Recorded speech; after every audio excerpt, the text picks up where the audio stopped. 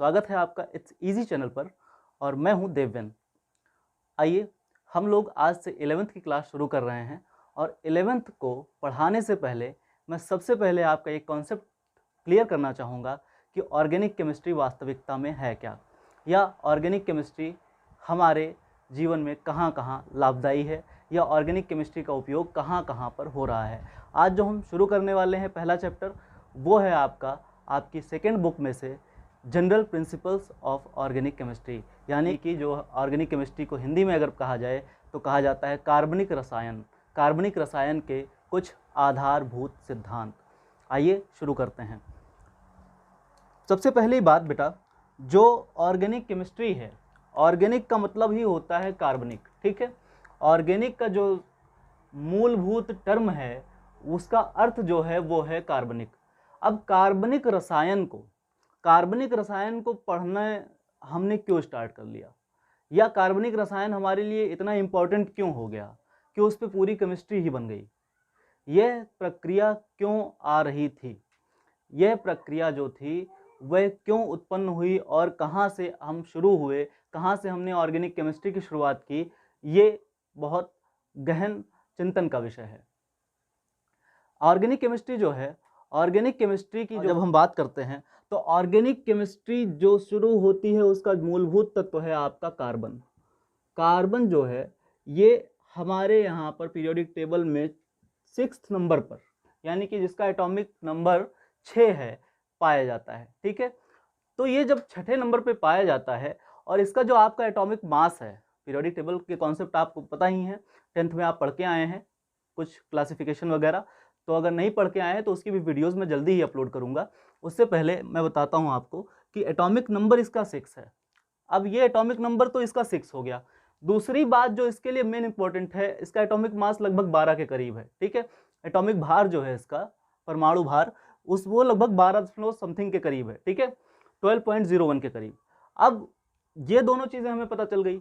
अब कार्बन की केमिस्ट्री कहाँ से जनरेट हुई, या कार्बन के बारे में हमने कहाँ से अध्ययन शुरू किया, ये हमारे लिए उत्सुकता का विषय है।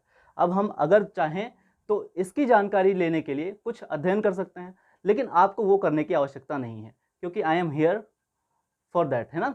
क्योंकि मैं पढ़ा रहा हूँ आपको तो आपको वो सारी चीज़ें पता चल जाएंगी।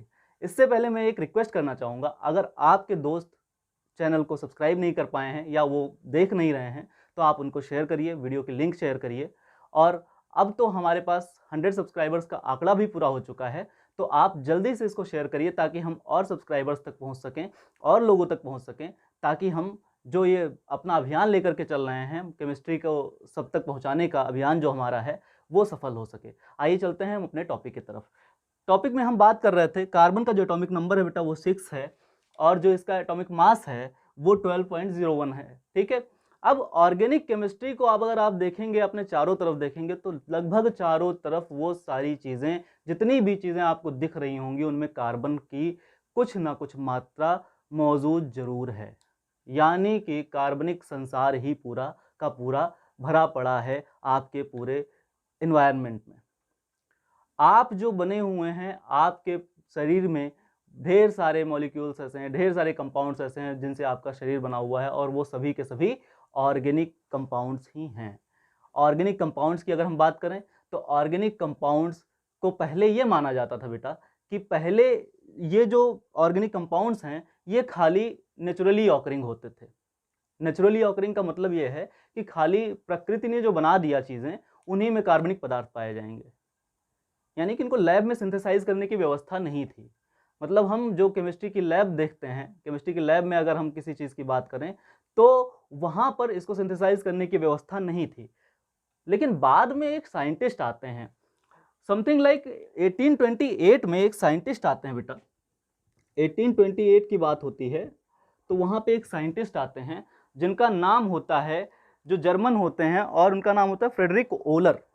फ्रेडरिक वोलर जब आते हैं तो वो कहते हैं कि नहीं नहीं, ऐसा कुछ नहीं है, हम जो है सिंथेसाइज कर भी सकते हैं, ऑर्गेनिक कंपाउंड्स जो है सिंथेसाइज किया भी जा सकता है। और उन्होंने सिंथेसिस किसकी की बेटा, उन्होंने सिंथेसिस कर दी यूरिया की।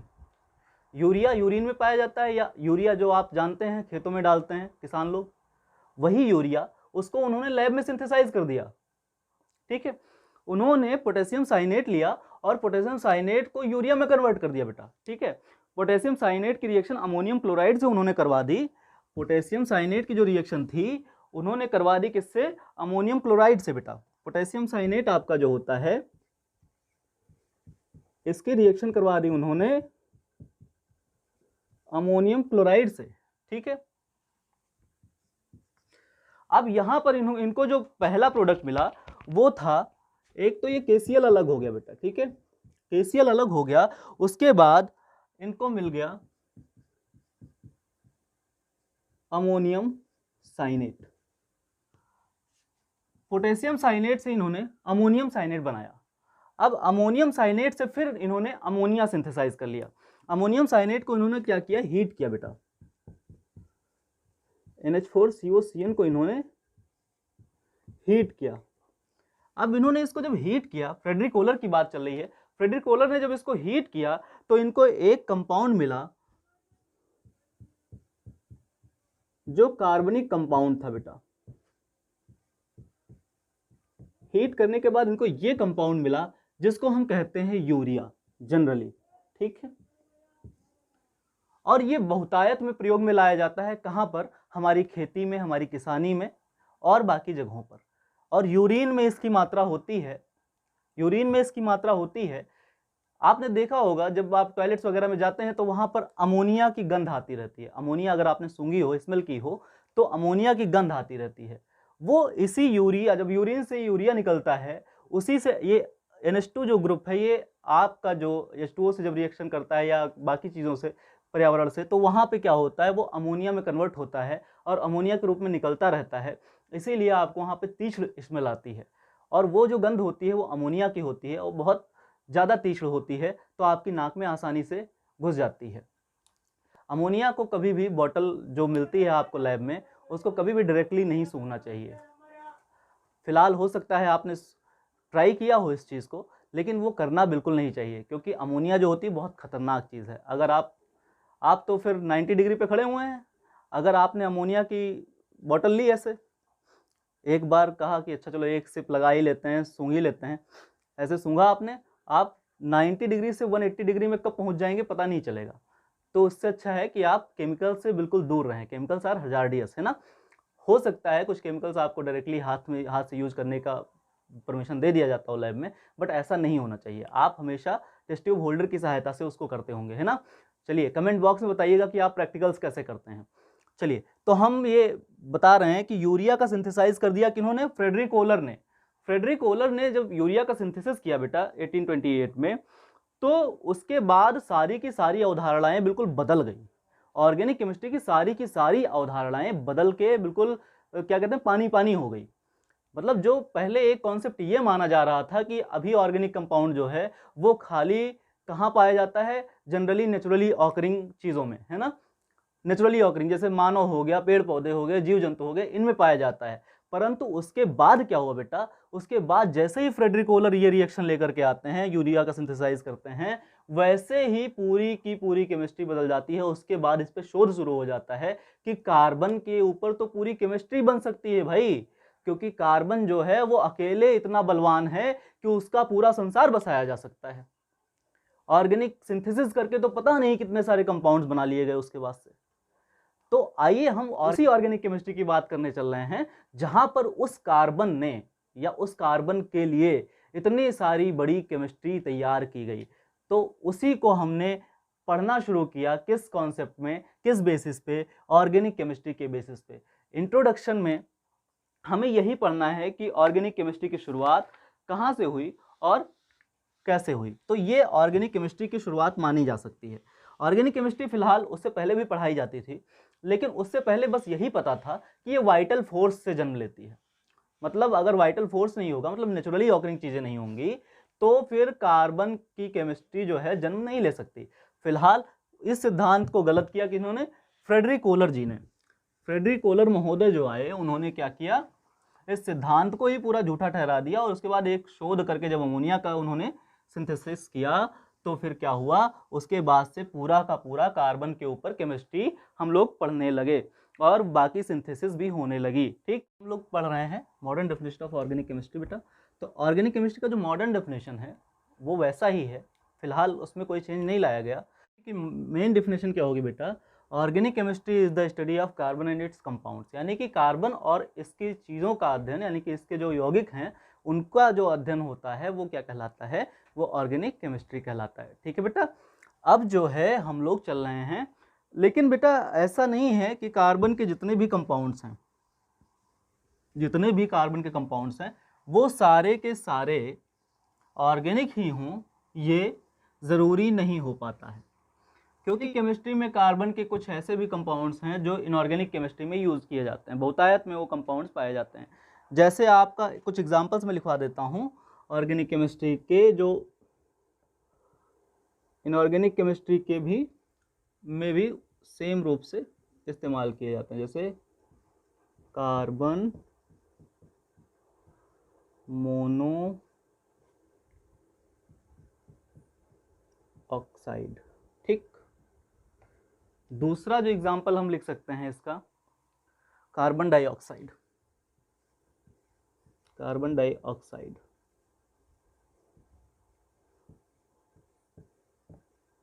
Carbon dioxide. ठीक, इसी में carbon disulphide, carbonate, bicarbonate, carbon disulphide बोल सकते हैं, CH2, कार्बन डाइसल्फाइड। कार्बोनेट्स की बात हो रही है, यानी कि Na2CO3, तो ये हो जाएगा कार्बोनेट्स के उदाहरण में आ जाएगा। ऐसे ही बाइकार्बोनेट्स की बात हो रही है बेटा, तो ये बाइकार्ब्स हो जाएंगे, बाइकार्बोनेट्स। तो ये सब ऐसे कुछ उदाहरण हैं जो कार्बन के ही कंपाउंड्स हैं, बट इनकी प्रॉपर्टीज जो हैं इनऑर्गेनिक केमिस्ट्री से मिलती जुलती हैं, यानी कि इनऑर्गेनिक वाले लक्षण इनके अंदर पाए जाते हैं, इसीलिए इनऑर्गेनिक कंपाउंड्स के श्रेणी में आ जाते हैं। ठीक है तो ये कार्बन के कंपाउंड्स, और इनको पार्ट ऑफ इनऑर्गेनिक केमिस्ट्री के अंतर्गत पढ़ा जाता है। कुछ एग्जांपल्स अगर आप और लिखना चाहते हैं तो कार्बाइड्स हो सकते हैं, साइनेट्स हो सकते हैं, थायोसाइनेट्स हो सकते हैं। जैसे साइनेट्स, सोडियम साइनेट। ठीक, तो ये साइनेट्स हो सकते हैं आपके, साइनेट्स हो सकते हैं, थायोसाइनेट हो सकते हैं। ठीक, थायोसाइनेट्स,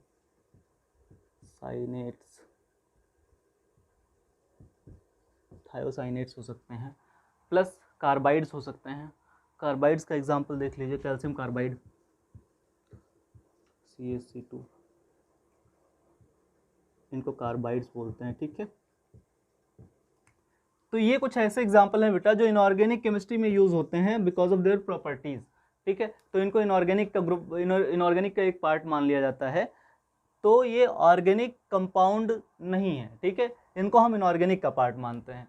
अब हाँ, ये वास्तविकता में क्या है, देखो ये यहाँ पे कार्बन है, यहाँ पे कार्बन है, यहाँ पे कार्बन है, बट ये कार्बनिक पदार्थ नहीं कहे जाते हैं। ठीक है, तो इनकी जानकारी के बाद बेटा, इनकी जानकारी के बाद हम आगे बढ़ते हैं ऑर्गेनिक केमिस्ट्री की तरफ।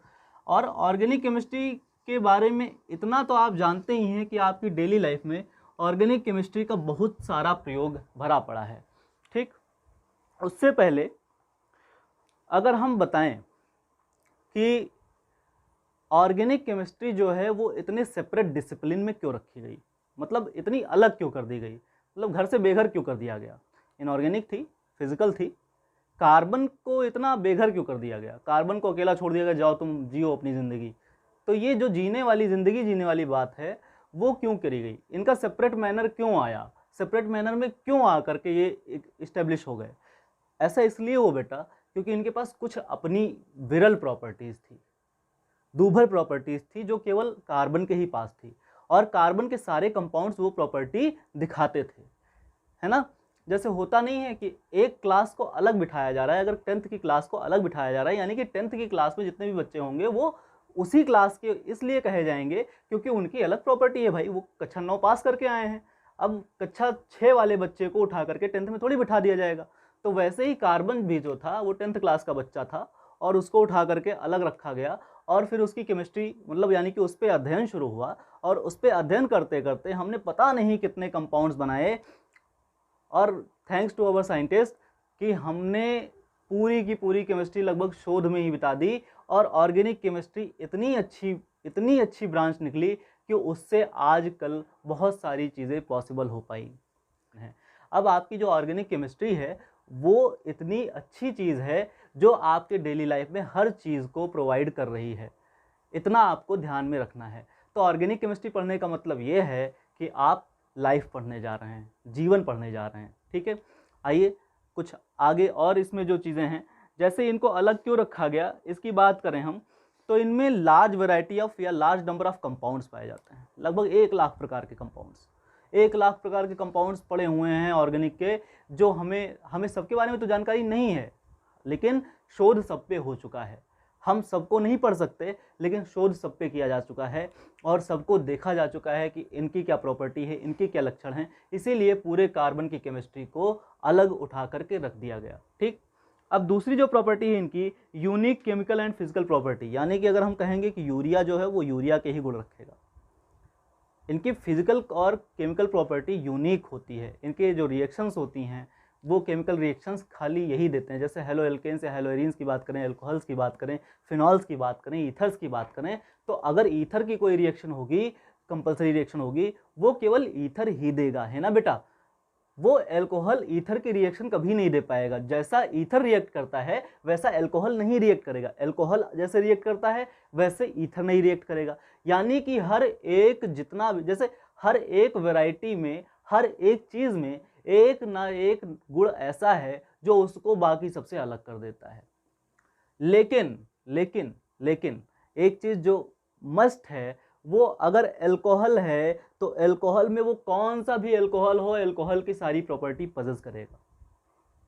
मतलब जो इसकी केमिकल रिएक्शंस होंगी सेम होंगी, अल्कोहल्स की क्वालिटी चाहे जो हो।